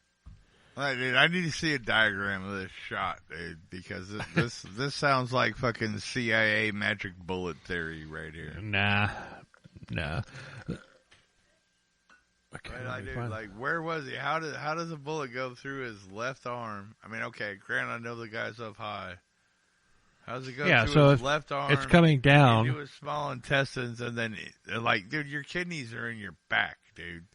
Your kidneys aren't anywhere near your front of you, dude. So okay, the bullet went through his small intestines. It went through the fat behind his arm, and it's going down at an angle. So yeah, it didn't hit a bone when it went through the fat in his arm. It went in, it pierced his abdominal cavity, and then the bullets, when they enter you, sometimes they change trajectory and everything, so it nicked a kidney. Oh my god, dude, you were one of those fucking people that believe in the magic bullet theory. Fuck you. I'm saying, bro, dude, whatever. I know you're just reading the facts, but dude, the facts don't make sense to me. Okay, well, we still got conspiracy theories with Todd coming soon. Okay, shit. We still got a ways to go. Yeah, I know. That's fucking unfortunate. But anyway, move on. So, the next was Thomas Ashton. He was 22, and he was at 11:50. He was leaving his Persian language class to meet up with Peace Corps trainees that. Yeah, of course, they were, Peace Corps. The fucking 60s. Well, it's Austin too. So fuck my life, dude. But he started across the terrace above the tower, and he started to see bodies fall. And before he had a chance to duck for cover, Whitman pierced his chest, and he was pronounced dead at 1:35 at Breckenridge Hospital. So, but before the shooting began, Claudia Rutt was casually chatting with friends on the drag, and she and her boyfriend Paul Sontag, they were on their way to the university co-op to look at some records. Paul Sontag was 18 years old when Whitman shot him. They had just run into a friend when shots began to ring out, and they took shelter behind a construction barrier. But for two of them, it was already too late. Paul was shot, and he died instantly. All right. When Claudia tried to reach for him, Carla, her friend Carla, held her back, and then the two women were shot at once. Carla was shot in the hand, and Claudia in the chest. Carla survived, but Claudia's internal bleeding was too severe, and she died on the operating table at the hospital, Brackenridge Hospital. Brackenridge Hospital had a lot of business that day. Yeah, apparently. Somebody was busy. Yeah, Claudia was 18. Henry Walchuk. He had been doing research at the UT library for his 7 p.m. class, and around noon he left the library to get something to eat, and he headed out. And he stopped at a magazine store, and he walked out onto the sidewalk unaware that he was facing straight at the tower and in plain sight of Whitman. And as he started to walk, as he started to walk a bit south, the Whitman shot him in the chest, and he collapsed instantly onto the sidewalk, dead. And he was a 28-year-old Navy vet. Oh, well, see, that's the thing, though, dude. I mean, obviously he's up there on this tower shooting people. Like, dude, nobody hears the gunshots, and nobody's like fucking just like running. I mean, dude, that tower is not that high. And he is not shooting people that far away. Why are you still walking around? Like, what do you think that was? Oh, that was just a firecracker. Oh, look. Yeah, I know. That person just fell down dead in front of me. That must have been that firecracker I heard. Boom! Now I'm dead. Fuck me. You know, like, seriously, dude, really? What the fuck? Why the fuck aren't these people running for their fucking lives? Well, I'm sure they are, but you know how it was a different time back then. We say that a lot, and yeah, I know, like, and yeah, well, like, I mean, well, like I get it, dude. I know the outcome of this story. And, well, like the people that were there, you know, and the people that he let go, and they saw him with a gun in his hands, like, oh, I just figured he was up there shooting pigeons with a frickin' rifle. Shooting pigeons, yeah, right. If anything, well, you got a 20. You know what, dude? The people that survive can convince themselves of anything. Well, I mean, why did you call the cops? You saw this guy with his rifle. You see what was happening? You know what? I'm lucky to be alive. So you know what, dude? I thought he was just shooting pigeons, and apparently he was shooting pigeons. Yeah, stool. Okay, not stool pigeons. You know what I mean? But the thing is, not the point. The thing is like, yeah, if you're up there to shoot like pigeons and everything, which does happen, you're up there with like a 22 with snake shot in it or something like that.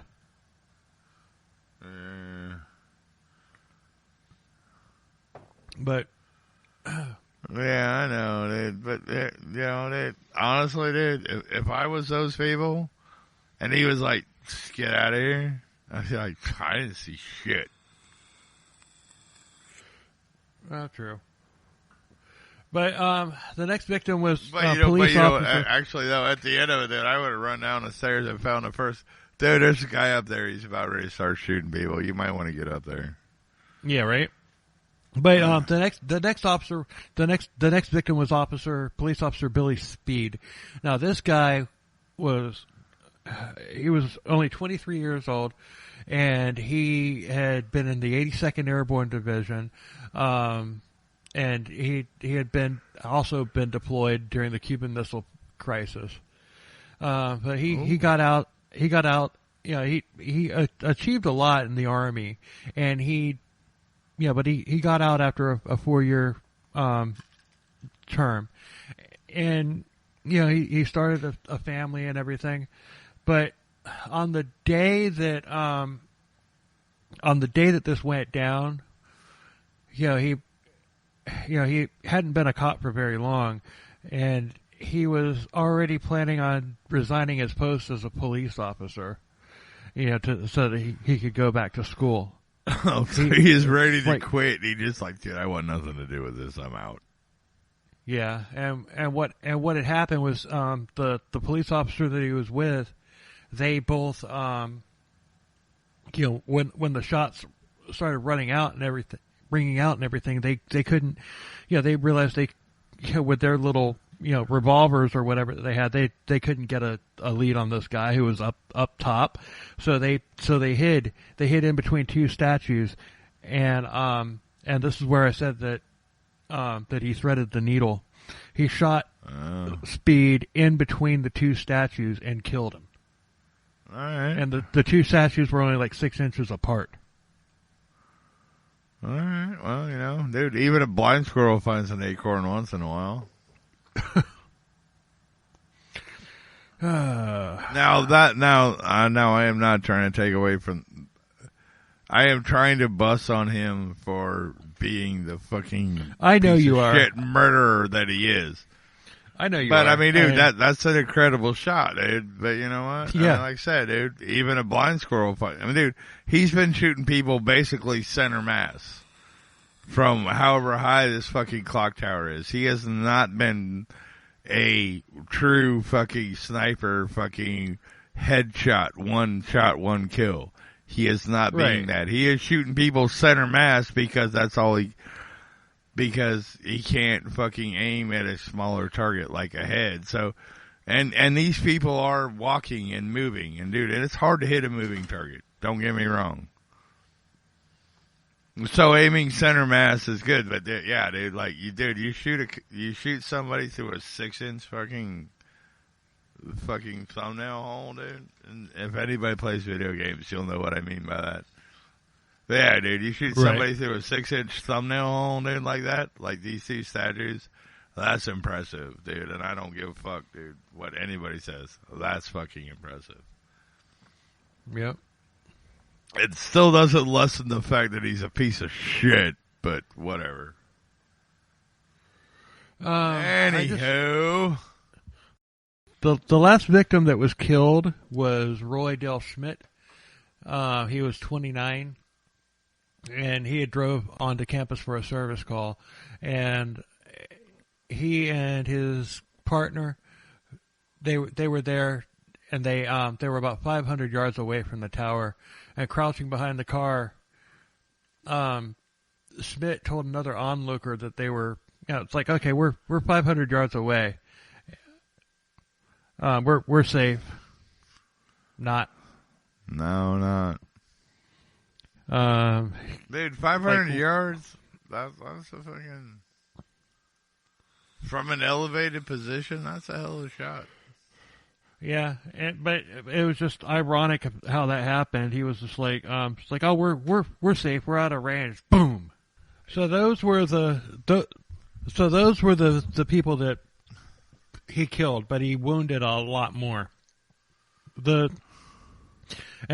wounded that survived, a lot of them were playing dead. It was 110 degrees, and they were on concrete in the middle of the day. Playing dead, I love it. Yeah, I would too. Like, hey, yeah, you got me. Ugh.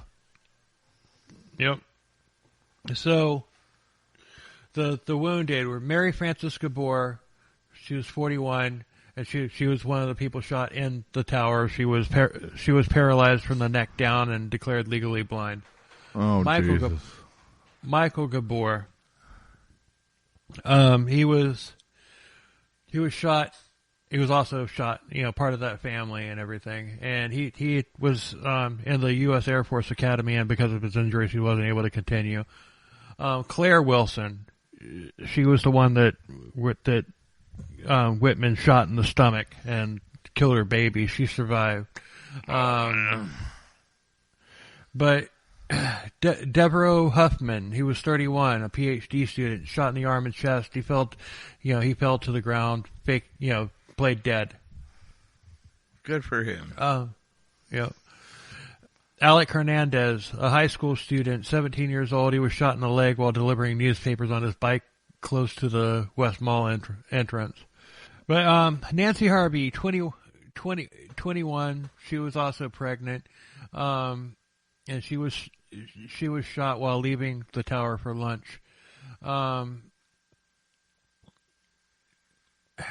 Ellen Evangelist, and 26, she was shot in the leg on a ricochet. Oh, a ricochet, all right. Yeah. Carla Sue Wheeler, she was 18, and she was shot through the hand. And she was trying to prevent her friend Claudia Rutt from venturing into the line of fire to assist Paul Sontag. Okay. Arma Garcia, 21. Oscar Rovella, 21. Robert Hurd, 36. He was a reporter. He was shot in the arm. John Scott Allen, 18. Janet Paulos, 20. Abdul Kassab, 26. Lana Phillips, 21. Billy Snowden, 35. And he was a basketball coach. And he actually believed, he thought that he was out of range, like the other guy that I talked about. Oh, yeah. But he was... Dude, you're never out of range of a sniper, dude. No. And he was shot also from around 500 yards. The people that survived, he was the farthest away. Dude, 500 yards. You know what that is? That's 5 football fields. Yep. You've been to a live football game. You know how long a football field is, right? Yep. 5 of those. Dude. 5 of them, dude. And that guy hit him from 5 football fields. Mm-hmm. That's a hell of a shot. So Avelino Esparza, 26. David Matson. He was shot in the wrist, and part of his wrist had been destroyed by the impact. Roland Ahik, 21. Homer J. Kelly, 64. Brenda Gall Littlefield, 18. Adrienne Littlefield, 19. Sandra Wilson, 21. Morris Hoffman, 30. Dolores Ortega, 30. Della Martinez, don't have the name, or don't have the age here. She was a visitor. Marina Martinez. Robert Freed, 19. F.L. Foster, no age. Miguel Solis, 25. And C.A. Stewart. He wasn't shot, but he was injured in the commotion. And that's it. I mean, God, I don't even know how many people, between the people he killed and wounded are, but it's a lot. Damn, dude. He had a lot of fucking ammo. Yeah, he did. Now, so, okay, we went through the victims, the ones that he killed and the ones that survived. But remember how he was so convinced that, one man could hold off an army? Yeah. This is Texas we're talking about. Yeah. Charles had thought of everything for his assault, but he didn't plan for the people coming to get his ass. Good guys with guns. Surprise, motherfucker. So, once the word went out, the community showed up with their guns and opened fire on the tower. But they couldn't get close enough to actually pose a threat to Charles, considering he was a Marine sniper, but he was completely in control. Yeah. Well, but he thought he was. Police were mobilized, and the only sniper they had was a guy named Marion Lee. They put him in a plane to try to take Charles out from the air. Oh, and, God, no, dude, no. Well, that's the only way they were going to get to him. Like close to him, or so they thought. But when the plane started circling, Charles opened fire on the plane and hit the fuselage several times. Marion did. Of course he did. He knocked a fucking plane out there, dude. Of course he did. Yeah, so Marion didn't even get to take a shot because the pilot had to abort. Charles was going to hit the fuel tanks. And as the plane was retreating, Marion just took a pot shot out. They were out of range. He took some pot shots, but he missed. It was clear that the only way Charles was going to be stopped would be if somebody made it into the tower and took him out. So, I beg to differ, but okay. Enter Officer Houston McCoy. He showed up. Oh, this is crazy. Houston McCoy, dude. Isn't that if the that ultimate is not Texas the most name? made up fucking name I've ever heard.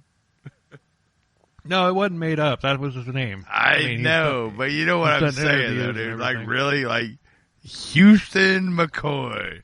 That's dude, a Texas that's like name. Indiana Jones. That's a Texas name is what that is. Yeah. But anyway, not the point. All right, Houston McCoy shows up, and... Yeah, he had a rifle that a student had given him. And probably a bullwhip, too, right? No. No, this isn't Bo Mazel showing up to save the day. No, dude. No, seriously, though. Houston McCoy, Indiana Jones, same fucking name. I know, but still. Alan Crum, he was a student who worked in the same bookstore near where Alec Hernandez was shot, but he was also on the scene, and he was a retired Air Force tail gunner, but he had actually never fired a shot in combat. Oh, wow. So he climbed his ass down in that little tiny fucking ball turret and never fired a shot. I'm assembling, yeah. Well, he had never gone to war like that. I mean, this is the 60s. I mean, that shit happened in World War II and hasn't really happened since. Oh, but, no, dude. Them fucking planes were flying in Vietnam, dude. He been in one. Anyway, not the point. Not the point. It hasn't started yet. Vietnam hasn't started yet. Yeah, so, but Korea did. But Korea was. If he was a ball gunner, he been in one, dude, and that is not a place you want to be. No. So, police officer Ray Martinez also showed up, and he was actually called in on his day off. I'm not even supposed to be here today. I'm not even supposed to be here today. Oh my God. Now we brought clerks into this shit. So by the time that this cast had all arrived, the slaughter had actually stopped. Charles was still shooting, but the townspeople peppering the tower made him take a long, hard look at what he was doing.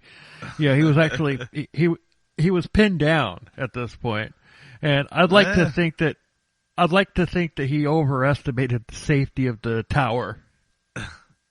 Yeah, I believe he did. Yeah. Well, actually, he didn't overestimate the safety of the tower. He underestimated the fucking power of the people. The power of the the power of the people. Yeah. So, he underestimated the fact that the people were going to start. Dude, it's Texas, dude. It's Texas. Texas is open carry. They will shoot back, motherfucker. Good guys with guns. Mm-hmm. So Houston McCoy was plotting a plan. Yeah, he knew of a way in where he wouldn't be noticed by Charles. Take a guess. Oh, up the back door? No, but you're not far off. Oh, he wasn't gonna fucking just assault him by the back door. I know. I'm an asshole. You know what I mean, though. No, underground. There's underground in Texas, dude. I thought the only thing underground in Texas was like oil. Nope, there are catacombs. How are there catacombs in Texas? There's catacombs. The only thing underground in Texas is like oil and fucking like the remains of Davy Crockett and shit like that. There's even though Davy Crockett went to Congress for like years after the Alamo, but whatever, that's not the point. So Houston and fellow officer Johnny Day and public safety officer Dub Cowan, they made their way through the underground maze by torchlight. They came to an access port at the next to the tower and cautiously climbed out. Charles was on the other side of the building, so he didn't see them coming out. But they had masked their approach. So they made their way into the lobby. There was still gunfire coming from the tower, but they were safe inside until Ray Martinez ran in through the front door, and it's just, I'm gonna get you, motherfucker! So he comes in and and Houston Martinez and the other two people, they're just like sitting there, freeze, motherfucker! So, but they all had their rifles pointed at him, and he had zigzagged in, and while Charles was on the other side of the tower, but Ray was essentially deputized on the spot, and then he already was a cop, but he was just like, okay, well you're on. Then you're an assassin now, so let's go. Then Alan Crum, you're a cop. No matter what you do, it's okay. Then the civilians, Alan and Crum, burst in the same way that Martinez did, and they were received the exact same way, but whatever. Welcome to the posse, guys. Yo. All right, here we go. Let's do it. So they all boarded the elevator and went up. Bad boys, what you gonna do? What you gonna do when they come for you? Bad boys, what you gonna do? What you gonna do when they come for you? But when they got to the top, they went to the staircases, and along the way they found Charlie's first victims. MJ Gabor was alive, and he was trying to call for an ambulance, but the emergency lines were all jammed. They sent him and Jerry Ray back downstairs. They pressed on, and they found more victims. They found blood, pieces of flesh. There was also a couple of wounded people, so Dub Cowan stayed behind to help them. All right. Then they came to the barricade where Mike Gabor was still there, wounded, and Mike just basically told him, he's out there. Oh God. Houston helped him down the stairs and to the elevator. So Ray, Allen, and Houston continued, and they came to the final corner and they stopped. And Charles was directly on the other side shooting. They needed a distraction, and they got one. Not the one they wanted, but they got one. All right. Allen dropped his gun, and Charles heard it, and he fired a shot toward their vicinity. Oh. But it worked out because Austin and Ray charged Charles while he was reloading, and Ray opened fire, firing all 6 shots from his revolver at Charles, but only one of the shots connected. The one that hit Charles was in the ribs. Oh. It's just a flesh wound. But you've got no legs. Yeah, but it's just bite a your flesh kneecaps wound. off. So Charles wasn't phased. He took aim at Ray, who then pulled out his own shotgun and he blasted Charles. It knocked Charles down, but even on the floor with a shotgun blast and a bullet in his ribs, he was still trying to line up a shot to shoot Ray. Houston grabbed the shotgun from Ray and blasted Charles point blank range in the face, and Charles was dead. D-E-D, dead. Dead.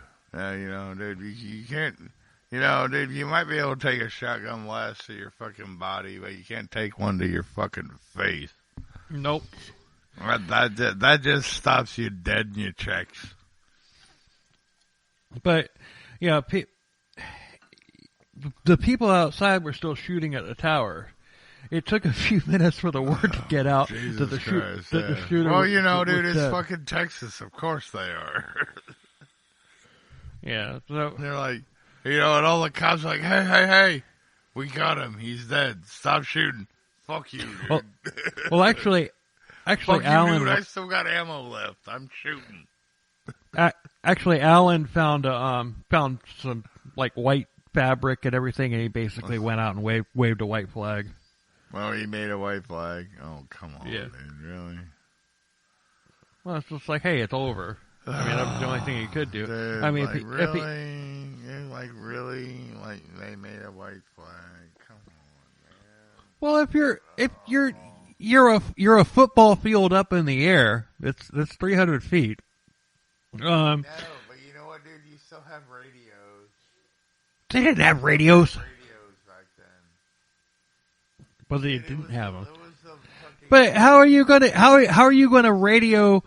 How are you gonna radio? The other cops and have the other cops go up like Todd. How in the hell are you going to radio civilians who are shooting? They don't have radio. Not radioing civilians. You radio the cops on the ground to go up to the civilians and tell them to stop fucking shooting. Whatever. So that's what cops do, dude. It's common sense, bro. Fuck, man. But really? The whole ordeal lasted around 2 hours. And Charles he killed was a lot of fucking people, dude. That was fucking impressive. Yeah, and he wounded a hell of a lot more too. But Charles was given a Marine's burial in a military ceremony with a flag draped coffin. What? Yeah. What? Wait, why? Dude, he was dishonorably discharged, right? He was dishonorably discharged. He was dishonorably discharged, but they still gave it. And it may have happened because like immediately it's like the media just went into like blame mode like they do these days. Yeah, the media and politicians, they were quick to blame this on mental illness, and he was and after the autopsy he was found to have a tumor in his brain. Oh, he did have a tumor. Yeah, he did have a tumor. Right, whatever, dude. I mean, but there were doctors that later said that, like mental doctors and everything that looked at the results and everything and basically said that's like, okay, that's not going to make you think that, climbing, it was all premeditated.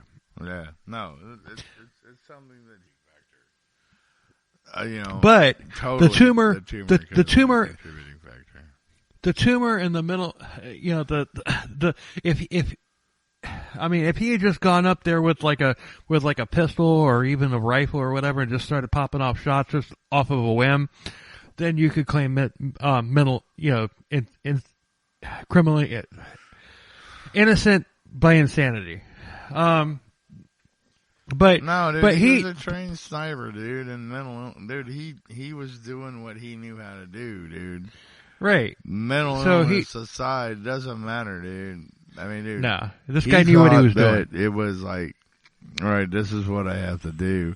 I mean, dude, he killed his mother and his fucking wife that he apparently liked. You know what I mean? So they didn't have to fucking be a part of the shame of the thing that he was about to do. So he knew what he was doing. Mental illness or not, dude, but he should have not got a fucking Marine funeral. Oh, I agree, 100%. I mean, that's fucking ridiculous. They should have just dug a hole and chunked him in it. And what's worse is he's buried. Pauper's grave, dude. He should have been buried in a pauper's grave with no fucking headstone. He's buried next to his mother in Florida. Yeah. Well, that's even more infuriating. Yeah, his mother that he killed to spare her from the pain that he was about to cause. Right. And oh God, dude. Dude, dude, I'm done, dude. I can't do this anymore. I can't take any more of this. I really can't. But bro, I'm like, fuck me, dude. Okay, we're done. I mean, he was trying to punish everyone for his failures. Yeah, he was, and he was doing it because of his father, and he did all this shit to make his father live in shame, which is just what he did because the media, for several years would not leave his father alone. Well, good. So, all right. But, dude, there's other ways to go about fucking embarrassing your father. Right. Not slaughtering fucking innocent people. Exactly. So, oh, fuck me, dude. So, yeah, dude. I knew this one was going to be, like, rough. Even though I watched that 1975 TV movie with Kurt Russell, and it was like, dude, that's Kurt Russell. And I watched it like way later on, like in the middle 80s. I'm like, dude, Snake Plissken, all right, he's killing people. All right, let's be done with it. Okay. Thanks a hell of a lot for listening for us. I mean, and if you don't mind, subscribe on whatever platform. Give us a 5-star rating. And if you can give us a comment, do it too. I mean, it's just, we have one comment on Apple. That's it. And that's from our buddy Mark at Mental Illness Theater. From Mental Illness Theater. Love that name. Mental Illness Theater. Love Mark. I love that episode we did with Mark, even though it took like fucking forever. Yeah. A cursed episode. But love Mark, dude. Love Mark. Love Mental Illness Theater. And Mark and his wife, what's her name? Gina, I think? Gina. Yeah. Yes, love Mark and Gina from Mental Illness Theater. If you haven't gone, you guys need to go check them out. They're fucking not like us, but like us. Not like us, but like us, yeah. Yes. So check them out, please, by all means. It's well researched true crime with a little bit of levity. And dick jokes. And dick jokes, apparently. Yes. Anywho. So, anyway, follow us on social, our Instagram and Twitter, our CKC_beer. We also have a Facebook page. We're mostly active on Twitter, but we're gonna be up on Instagram as well. And we're our website, be doing some shit on YouTube soon too. So yeah, our website page. It has links to all of our episodes on all platforms. It also has direct links to the social media, as well as like my original music. So check all that out and everything. And once again, thank you very, very, very much for listening. We enjoy doing this, and we enjoy the fact that you guys love it, and we get more new listeners every week. And we want to keep getting more. If you like us, tell a friend. If you hate us, tell an enemy. So tell two friends, so they tell two friends, and they tell two friends. And Calgon, take me away. Anyway, until next week. Later. Cheers, everybody.